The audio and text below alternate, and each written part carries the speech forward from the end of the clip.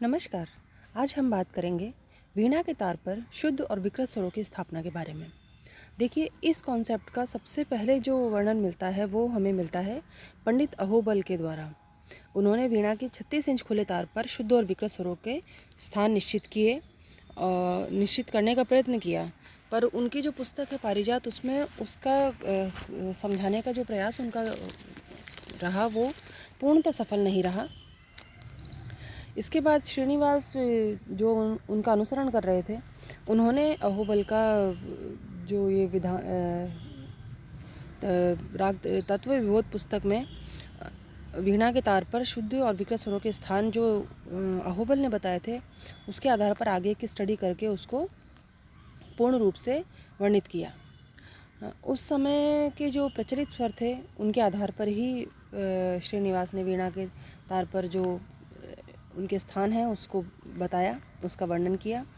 आज के समय के हिसाब से अगर देखा जाए तो श्रीनिवास और उसके अपने जो अभी आज के समय में जो स्वर स्थान है वो लगभग समान ही हैं। गंधार और निषाद के अगर नामों को अंतर को अगर नहीं देखा जाए तो लगभग सभी स्वरों में समानता श्रीनिवास के और आज के समय के स्वरों में मिलती है। पंडित श्रीनिवास ने वीणा के मेरु और घुड़च के बीच खुले तार की लंबाई 36 इंच माना है, और इस 36 इंच के तार को जब अगर आप छेड़ेंगे तो सा की उत्पत्ति होगी। और मेरु और घुड़च क्या है ये भी मैं आपको बता देती हूँ कि जो वीणा के ऊपरी भाग का जो हिस्सा है, जहाँ खूंटी बंधी होती है, तो उस तरफ हाथी दांत की एक पट्टी लगी होती है। तो जहाँ तार पहली बार उस पट्टी को स्पर्श करता है वो मेरु कहलाता है, और नीचे की तरफ जो बड़ा तुम्बा है उसके ऊपर तबली लगी है, उस तबली के ऊपर चौकी के आकार की एक वस्तु लगाई जाती है जिसके ऊपर से तार नीचे की तरफ जाता है। तो वहाँ जो तार टच करता है उस हिस्से को ब्रिज या घुड़च कहते हैं, उस चौकी के आकार की वस्तु को। तो मेरु और घुड़च जो है वो दो छोर समझ लीजिए, और बीच में जो तार है वो पूरा 36 इंच का है। तो इस तार का एक हिस्सा मेरु कहलाएगा और दूसरा घुड़च। अब इसके बाद तारसा की स्थापना की बारी आती है। तो तारसा जो है वो इस 36 इंच तार के बराबर दो भाग करने पर बिल्कुल मध्य में जो बिंदु है उस पर तारसा बोलेगा, यानी कि उसकी लंबाई मेरु से भी और घुड़च से भी 18 इंच की होगी। अब इस चीज़ को आप ज़रूर ध्यान रखिएगा कि जो स्वरों की जो दूरी है वो मेरु से कितनी है और घुड़च से कितनी है। हम जो बात कर रहे हैं उसमें देखिए, तार षड्ज की जो स्थापना है वो किस तरह हुई उसके लिए आपको एक रेखांकित चित्र बना के दिया हुआ है। एक तरफ मेरु है और एक तरफ घुड़च है। मेरु ऊपरी वाला हिस्सा होता है तार का, और घुड़च जो है वो वीणा का नीचे वाला हिस्सा। तो इसके मध्य में तारसा स्थापित हुआ। इसके बाद बारी आती है पंचम की। तो मेरु और तारसा के बीच में 18 इंच लंबा जो भाग है, अब ये वाला जो हिस्सा है मेरु से और तारसा के बीच का, यानी 18 इंच का, तो इसके बराबर अगर 3 भाग किए जाएं तो मेरु से दूसरे भाग पर पंचम जो है वो दूसरे भाग के अंत पर पंचम बोलेगा। घुड़च से पंचम, देखिए अब ये इन्होंने मैथ्स के हिसाब से भी इन्होंने कैलकुलेशन करके बताया है, और आपको रेखांकित चित्र के रूप में भी यहाँ बताया जा रहा है कि अगर मेरु से और तारसा के बीच का जो 18 इंच का हिस्सा है उसको बराबर 3 भागों में डिवाइड करेंगे तो 6-6 के हिस्से बनेंगे। तो जो मेरु से दूसरा हिस्सा जो ख़त्म हो रहा है, समाप्ति हो रही है, उस पर पंचम बोलेगा। इसके बाद बारी आती है मध्यम की।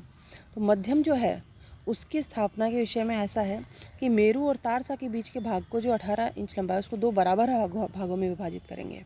देखिए, पंचम के लिए हमने उस हिस्से को 3 बराबर भागों में डिवाइड किया था, और मध्यम के लिए 2 बराबर भागों में डिवाइड करेंगे, और उसके बिल्कुल सेंटर में, यानी कि 18 इंच की जो सेंटर हुआ वो है 9 इंच, तो उस 9 इंच पर जो है वो मध्यम बोलेगा। तो अब ये 9 इंच जो है वो 9 इंच वैसे 9 इंच नहीं है पूरा। अगर आप पूरा कैलकुलेशन करेंगे तो ये 18 का जो हिस्सा है उसमें 2 का भाग देंगे,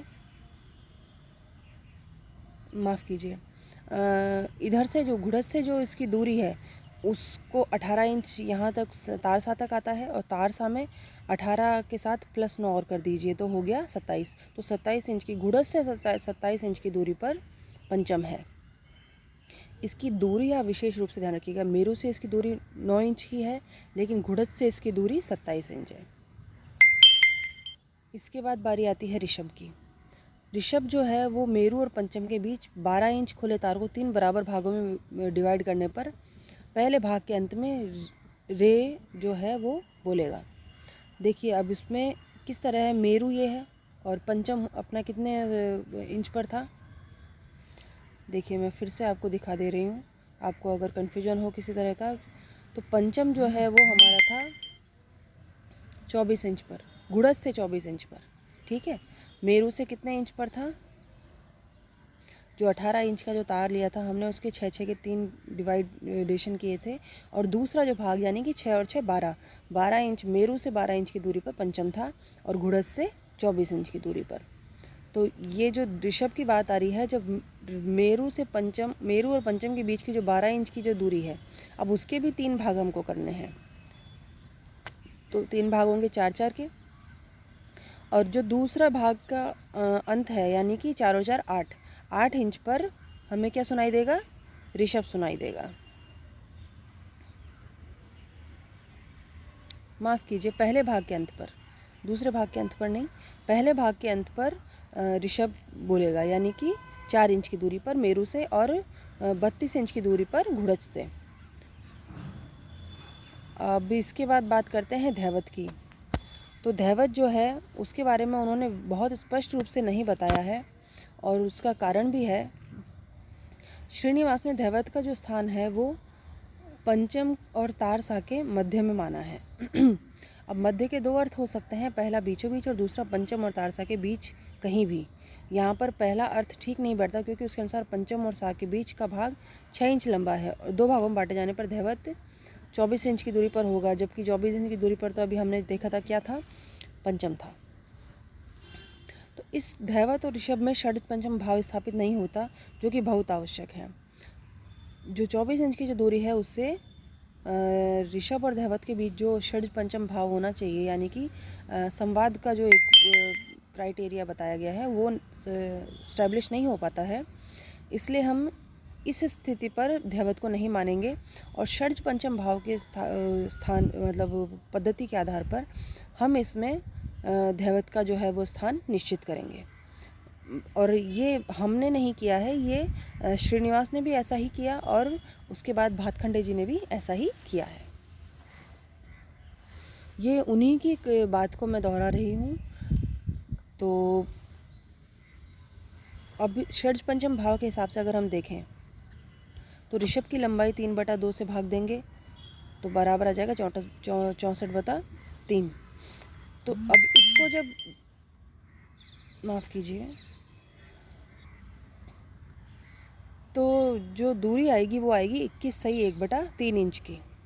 इसको 64 को 3 से डिवाइड करेंगे तो ये जो दूरी है, इस दूरी पर घुड़च से धैवत की जो स्थापना है वो कितने ऊपर हुई, 21 इंच बाय 1/3 इंच पर, ठीक है। तो लगभग आप इसको एज मतलब ये जो इन्होंने स्थान बताए हैं वो एग्जैक्ट स्थान बताए हैं स्वर बोलने के लिए, और उसके लिए इन्होंने कैलकुलेशन का भी हिस्सा लिया है, और षड पंचम भाव जो कि शास्त्रीय संगीत का मूल आधार है उसका भी इन्होंने सहारा लिया है। तो ये घुड़स से धैवत की दूरी हो गई 21 से 1/3 इंच। अब गंधार की बात करते हैं। तो गंधार जो है श्रीनिवास का जो तीव्र ग है वो आधुनिक समय का शुद्ध ग है। जैसा कि मैंने आपको शुरू में भी कहा था कि गंधार और धैवत को अगर छोड़ दिया जाए तो बाकी स्वर जो हैं वो आज के समय के और श्रीनिवास के समय के लगभग बराबर से ही स्थान पर हैं। तो मध्य सा जो उत्पन्न हुआ है तथा घुड़स से 21 से 1/3 की दूरी पर जो धैवत निकलता है, तो इससे उन्होंने गंधार का जो स्थान है वो स्थापित करने का प्रयास किया है। तो मेरू से धैवत 36 इंच पर 36 - 21/103 21 से 1/3 परे। तो ये जो इन्होंने वो जो पूरा जो तार है उसकी दूरी में से दैवत की जो दूरी है वो माइनस कर दी है, और हमें फिर मिलता जो है वो 14 से 2/3। जो ये जो दूरी है ये होती है गंधार के स्थान।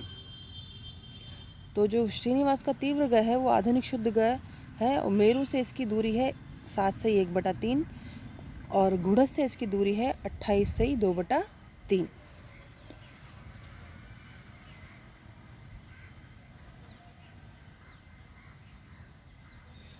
अब उसके लिए देखिए थोड़ा सा रेखा चित्र आप देख लीजिए तो आपको अच्छे से समझ में आ जाएगी ये चीज़। मेरू और दैवत जो है वो दैवत का जो स्थान है उसको 2 बराबर भागों में बांटा गया है। ठीक है, तो पहला स्थान जहाँ समाप्त हो रहा है वहाँ पर गंधार की स्थापना है 7 से 1/3 पर। और अगर घुड़स से देखें तो इसमें 14 में 7 और आप प्लस कर दीजिए 7 से 1/3, तो जो स्थिति आएगी वो उसकी घुड़स से दूरी होगी। अब बात करते हैं निषाद की। तो निषाद जो है वो श्रीनिवास का तीव्र निषाद आधुनिक शुद्ध निषाद है। तो दैवत और तारसा के बीच की जो लंबाई जो 21 से 1/3 माइनस 18, तो 3 से 1/3 है। उसे 3 भागों में विभाजित करने से तारसा के प्रथम हिस्से पर उन्होंने तीव्र निषाद यानी कि आज के समय का जो शुद्ध निषाद है उसकी स्थापना बताई है। प्रत्येक हिस्से की लंबाई 10/9 है, अतः इसका तीव्र जो है गुड़स से 18 + 10/9 बराबर की 19 से 1/9 की दूरी पर स्थित होगा। अब इसको आप इस तरह समझ नहीं आएगा आपको, तो आप रेखा चित्र देखकर समझने की कोशिश कीजिए कि देखिए दैवत है और तारसा है। ठीक है, तो इसके जो बीच की दूरी है उसका जो लंबाई जो है वो हुई, इसको 2 भागों में 3 भागों में बांट दिया गया। अब इसका किस तरह से निकालेंगे उसका भी बताया है कि जैसे दैवत की जो लंबाई है और तारसा की जो लंबाई है, उस दैवत की लंबाई से तारसा की लंबाई को माइनस कर देंगे। ठीक है, और उसे 3 भागों में बांट देंगे। तो 3 भागों में बांटने पर जो प्रथम हिस्सा जो है उन्होंने तारसा की तरफ से, ना कि दैवत की तरफ से, तारसा की तरफ से जो पहला हिस्सा है वहाँ पर उन्होंने निषाद की स्थिति बताई है। तो इसकी जो लंबाई है वो हुई 10/9, और पूरे तार की जो लंबाई है वो 10/3 है। और इस तरह से अगर देखा जाए तो जो 10/9 जिसको 18 में प्लस करेंगे तो 19 से 1/9 की इस दूरी हमें निषाद की मिलती है, यानी कि निषाद का जो स्थान है वो 19 से 1/9 पर इंच पर स्थित है। श्रीनिवास और मध्यकालीन शुद्ध सप्तक जिसमें गनी तीव्र लिया गया है, आधुनिक स्वरों के समान होने के कारण तार की लंबाई भी समान होगी। जो बिल्कुल मतलब देखिए उस समय के स्वर और अभी के स्वरों में, जैसा कि मैंने बताया था गंधार निषाद को छोड़ दें तो सभी स्वर लगभग समान अब आज की स्थिति के ही हैं। तो उनके जो स्थान इन्होंने बताए हैं वो इस प्रकार बताए गए हैं, और ये जो स्थान है इसके लिए एक सारणी भी दी गई है, वो आप देखेंगे तो आपको ये बातें और अच्छे से समझ में आ जाएंगी। देखिए एक बार में तो ये चीज़ें नहीं समझ में आएंगी आपको, क्योंकि ये चीज़ें आपके लिए एकदम नई हैं, लेकिन 2-3 बार जब आप इसको रिपीट करेंगे तो आपको ये बातें समझ में आने लगेगी। बहुत मुश्किल कुछ भी नहीं है, सिंपल सा तार के मतलब अगर 36 इंच लंबा अगर हम एक तार लेते हैं तो उसमें कौन कौन से कितनी दूरी पर किस किस स्वर की स्थापना की गई है इसका वर्णन है, और इसको आपको 2-3 बार रिवाइज़ करना पड़ेगा, तभी आपको ये चीज़ें अच्छे से समझ में आ पाएंगी। अब ये इन्होंने सभी स्वरों के जो स्थान है वो बताए हैं। तार मध्य सा जो है वो 36 इंच पर है। खुले तार को जब हम छेड़ते हैं तो मध्य सा की उत्पत्ति होती है। फिर ऋषभ जो है वो 32 इंच है। ये जो सारी दूरी है ये गुड़स से बताई गई है, इस चीज़ का विशेष ध्यान रखिएगा। ऋषभ जो है 32 इंच पर है, गंधार 28 से 2/3 इंच पर है, मध्यम 27 पर है, पंचम 24 इंच पर है, दैवत 21 से 1/3 इंच पर है, और निषाद जो है वो 19 से 1/9 इंच पर बताया गया है। इसके लिए एक सारणी जो दी गई है वो आप देख सकते हैं। आज के समय के मतलब भातखंडे जी के द्वारा वर्णित जो स्वर स्थान है और श्रीनिवास जी द्वारा जो बताए गए स्वर स्थान है, या मध्यकालीन समय के स्वर भी हम कह सकते हैं इनको, तो उनके स्थानों में कितना डिफरेंस है वो आप इस सारणी से स्पष्ट देख सकते हैं। और भातखंडे जी की जो स्वर स्थान है उसके बारे में हम चर्चा किसी और लेक्चर में करेंगे। तो ये जो इसके जो स्थान हैं उसके बारे में डिफरेंसेस देखिए बहुत सब जगह नहीं मिल पा रहे हैं। देखिए पहला जो है वो एज इट इज़ है। दूसरा जो है ऋषभ जो है शुद्ध ऋषभ तो समान ही है, कोमल ऋषभ के स्थान में कुछ थोड़ा सा अंतर पाया जाता है। इसके बाद तीव्र ग जो है वो समान है, यानी कि शुद्ध ग, पर कोमल गंधार जो है वो भी समान है। इसके बाद मध्यम बिल्कुल समान है, तीव्र मध्यम है उसमें थोड़ा सा डिफरेंस आता है स्थान में। पंचम समान है, फिर जो धैवत है उसमें भी थोड़ा सा डिफरेंस है कोमल धैवत में। शुद्ध धैवत जो है वो एज इट इज़ उन्हीं के स्थान पर बताया गया है, जैसा कि श्रीनिवास जी ने बताया और भातखंडे जी ने भी वही बताया है स्थान। कोमल निषाद जो है वो भी एक समान है, और शुद्ध निषाद जो है उसमें थोड़ा सा कहीं डिफरेंस भातखंडे जी और श्रीनिवास के नहीं, माफ़ कीजिए, शुद्ध निषाद भी श्रीनिवास जी और भातखंडे जी का जो है वो एक समान ही है। तो इनके डिफरेंस जो आया है वो कोमल धैवत में आया है एक आया है तीव्र मध्यम में, और इसके अलावा एक आया कोमल ऋषभ में। तो ये इन कुछ स्वरों में भातखंडे जी और श्रीनिवास के जो स्वर हैं उसमें थोड़ा डिफरेंस है। बाकी सभी स्वर जो हैं वो उन्होंने वैसे ही बताए हैं जैसे कि भातखंडे जी ने वर्णित किया है। तो आज के लिए इतना ही। इसका PDF मैं आपको प्रोवाइड करवा दूंगी, तो आप उसको ठीक से देख के पढ़ लीजिएगा, तो आपको ये बात और अच्छे से समझ में आ जाएगी। और अगर किसी तरह का कोई कन्फ्यूजन हो तो आप मुझसे पूछ सकते हैं। तो आज के लिए इतना ही, धन्यवाद।